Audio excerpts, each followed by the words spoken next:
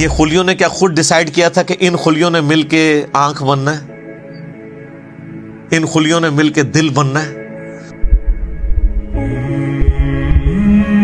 Organise ہوئے نا، اور پھر سارے خلیے آرگنائز ہو کے ایک کامن فنکشن پرفارم کر رہے ہیں۔ دل کا فنکشن گردے نہیں پرفارم کر سکتے، گردوں کا فنکشن آنکھیں نہیں پرفارم کر سکتی، آنکھوں کا فنکشن جو ہے وہ ہاتھ نہیں پرفارم کر سکتے۔ انسان کو تو پتہ ہی نہیں اس کے اندر کیا کچھ ہے۔ تو یہ بنیادی بات ہے کہ اس اللہ کی عبادت کرو جس نے تمہیں پیدا کیا ہے، اور جتنے اگلے بھی گزرے ہیں ان کو بھی اسی نے پیدا کیا ہے۔ اس سے ڈر جاؤ، اس اللہ سے ڈر جاؤ جس نے تمہیں تمہاری مرضی کے بغیر پیدا کیا ہے۔ جو تمہیں تمہاری مرضی کے بغیر پیدا کرنے پر قادر ہے وہ تمہارے ساتھ کچھ بھی کرنے پر قادر ہے، اور اگر وہ تمہارے لیے کچھ ڈیسیژن کر لے گا پھر کوئی تمہیں بچا نہیں سکتا۔ یہ ہے اصل میں اس کا فارم۔ ڈر جاؤ لعلکم تتقون، تاکہ تم ڈر سکو۔ الذی جعل لکم الارض فراشا، وہی اللہ ہے جس نے اس زمین کو تمہارے لیے بچھونا بنایا ہے۔ والسماء بناء، اور آسمان کو چھت بنایا ہے۔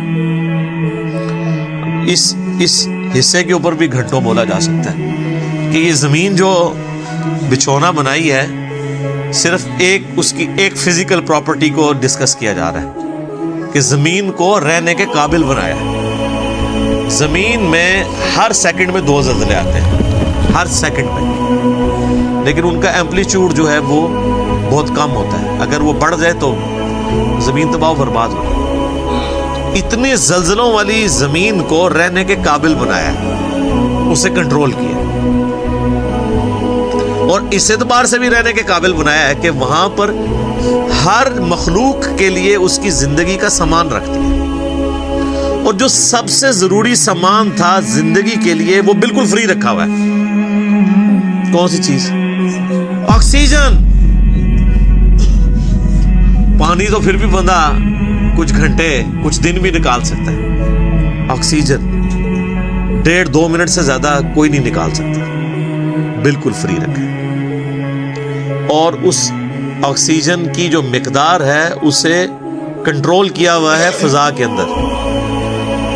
ہائیڈروجن سے یا نائٹروجن سے وہ بڑھ جائے تب بھی ہماری ایگزسٹنس نہیں ہے، کم ہو جائے تب بھی ایگزسٹنس نہیں ہے۔ اور یہ تو صرف ایک فائن ٹیوننگ ہے، اس طرح کی ملینز آف فائن ٹیوننگز روئے ارض پہ ہیں۔ اسی لیے سائنٹسٹ کہتے ہیں کہ یہ میریکل پلانٹ بنایا گیا ہے اس قابل کہ یہاں پہ زندگی رہے، وہ کسی کے بنانے سے بنا ہے۔ اگر وہ کہتا ہے خود بخود بن گیا ہے تو پھر اس کو کوئی کاپی کر کے بنا کے بتا دے۔ جو چیز کاپی بھی نہ ہو سکتی ہو اس کے بارے میں کہنا کہ وہ خود بخود ہو گئی ہے، تو اس سے بڑی تو بے وقوفانہ اسٹیٹمنٹ ہی نہیں ہو سکتی۔ جو کام کرنے سے نہ ہو سکے وہ خود بخود کیسے ہو سکتا ہے؟ خود بخود تو وہ کام ہو سکتا ہے نا کہ جو یعنی کرنے سے ہو بھی جائے۔ زمین و آسمان کی ساری مخلوقات مل کے ایک بیج نہیں بنا سکتی کہ جسے ہم مٹی میں بوئیں اور وہ 6 ارب گنا بڑا درخت بن جائے۔ لوگ تو کہتے ہیں جی مٹی کی تو کوئی قیمت ہی نہیں ہے۔ میں کہتا ہوں سونے کی کوئی قیمت ہے۔ سونے میں بیج ڈالا جائے تو وہ درخت نہیں بن سکتا۔ اگر مٹی دنیا پہ نہ ہو تو سونے کو چاٹنا ہے کسی نے، اور سونا نہ ہو تو پھر بھی دنیا چلتی رہے گی۔ یہ مٹی جو اللہ نے رکھی ہے دیکھنے کو حقیر چیز ہے، لیکن اس میں ہم بیج بوتے ہیں، اور سر وہ بیج جب نکلتا ہے اور درخت بنتا ہے، اس درخت کا سائز، اس کے پھولوں کے لگنے کی ٹائمنگ، اس کا پھل میں کنورٹ ہونا، پھلوں کے پکنے کی ٹائمنگ، پتوں کی شیپس، ان کے سائز، پھر ایک ایک پتے تک پانی کا پہنچنا زمین سے، یہ تو انسان پریشان ہو جاتا ہے۔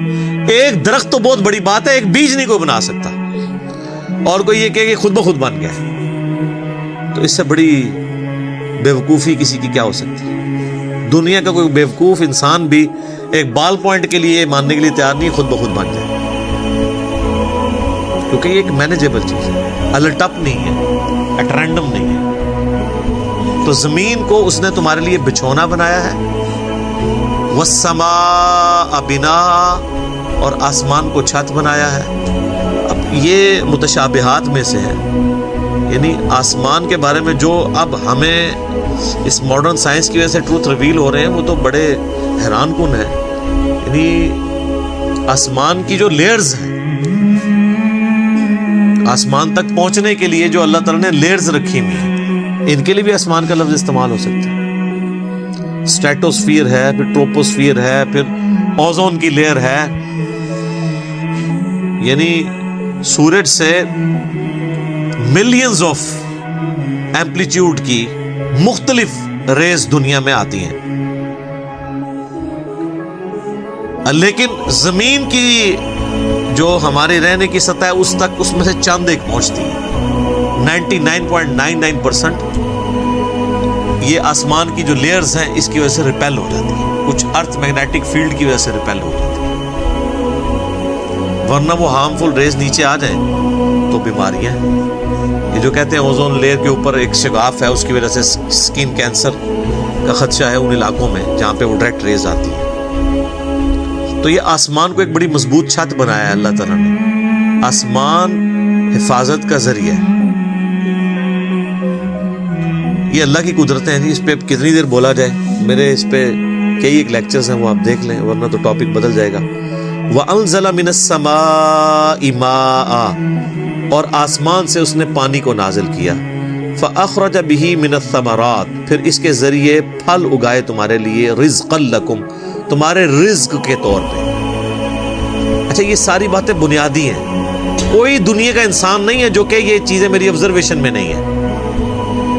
قرآن چونکہ پوری انسانیت کے لیے، لہٰذا اس میں بالکل ڈیٹم لیول کی بنیادی باتیں ڈسکس ہوں گی جو ہر بندے کے ایکسپیرینس میں، نالج میں ہوں. یہ جتنی باتیں آ رہی ہیں کہ تمہیں اللہ نے پیدا کیا، تم سے اگلوں کو پیدا کیا، سب کے ایکسپیرینس میں ہے. اللہ تعالیٰ نے زمین کو رہنے کے قابل بنایا ہے، آسمان کسی انسان نے بنائی ہے. انسان تو ہمیشہ سے آبزرو بھی کر رہا ہے اسے. انسان تو صرف ڈسکوری کرتا ہے، اور انوینٹ بھی جو کرتا ہے وہ بھی کریشن ایکس نہیلو نہیں کرتا، عدم محض سے وجود نہیں دیتا، بلکہ اللہ کی تخلیقات کو یوز کر کے کرتا ہے. اگر وہ یہ ٹیبل لکڑی کا بنا رہا ہے تو لکڑی اس نے نہیں بنائی ہے، لکڑی نیچر سے ہی آئی ہوئی ہے. کریشن ایکس نہیلو نہیں ہے، لیکن اللہ تعالیٰ بدیع السماوات والارض، زمین و آسمان کو بغیر نمونے کے، کوئی چیز نہیں تھی تو پیدا کی ہے.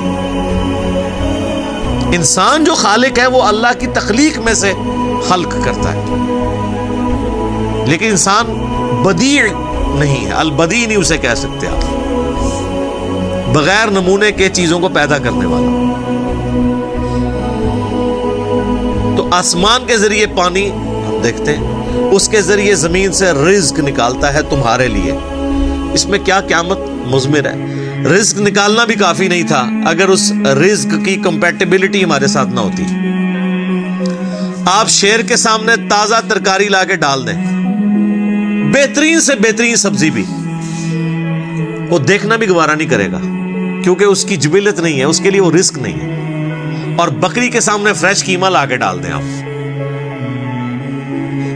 اس کے لیے کوئی اٹریکشن نہیں. تو صرف رزق تمہارے لیے، رزق یعنی رزق بھی پیدا کیا اور اس رزق کو کمپیٹیبل بھی بنایا. اور یہ رزق میں تو میں صرف کھانا پینے ڈسکس کر رہا ہوں، ورنہ تو ہر نعمت ہی رزق ہے. سب سے اہم ترین رزق آکسیجن ہے جو ہم انہیل کرتے ہیں، جس کے بغیر ہم 1.5-2 منٹ سے زیادہ زندہ ہی نہیں رہ سکتے. وہ سب کے لیے فری رکھتی ہے اللہ نے. کوئی اس کے اوپر ٹیکس نہیں ہے، کوئی آپ کو خریدنا نہیں پڑے گا، یہ آپ کے لیے فری ہے. تو جس اللہ نے یہ ساری نعمتیں دی ہیں، اس نے زمین کو رہنے کے قابل بنایا، آسمان کو تمہارے لیے مضبوط چھت بنایا تمہاری پروٹیکشن کے لیے، آسمان سے پانی نازل فرما کے زمین میں سے نباتات اگائے، اس کے ذریعے تمہارا یہ فوڈ سائیکل چلتا ہے سارے کا سارا. سب کچھ زمین سے ہی آ رہا ہے، چاہے وہ جانوروں کی خوراک ہو، چاہے پودوں کی خوراک ہو، چاہے ہماری خوراک ہو. زمین مر جائے تو ساری مخلوقات مر جائے. تو اللہ فرماتا ہے جس نے یہ سب کچھ کیا ہے، فَلَا تَجْعَلُوا لِلَّهِ أَنْدَادًا وَأَنْتُمْ تَعْلَمُونَ، پھر اللہ کے ساتھ کوئی مد مقابل نہ ٹھہراؤ اور تم جانتے تو ہو، تم جانتے تو ہو. کہ یہ کوالٹیز کسی اور کی ہے ہی نہیں ہے. یہ توحید تو تمہارے اندر موجود ہے کہ اللہ کے مد مقابل کوئی نہیں ٹھہرایا جا سکتا. مجھے بتائیں قرآن اسٹارٹ میں جو توحید بیان ہوئی ہے, اس توحید کو پڑھ لینے کے بعد کوئی کسی بابے کو پکارے گا, کسی مرے ہوئے شخص کو پکارے گا, کسی زندہ شخص سے وہ چیزیں ڈیمانڈ کرے گا جس کا وہ اہل ہی نہیں ہے؟ امپاسبل. کتنی بنیادی بات ہے. بس یہ ساری نعمتوں کے عوض میں تم سے ایک بات مانگ رہا ہوں, فلا تجعلوا للہ اندادا, پس مت بناؤ اللہ کے ساتھ کسی اور کو مد مقابل ند کے طور پہ.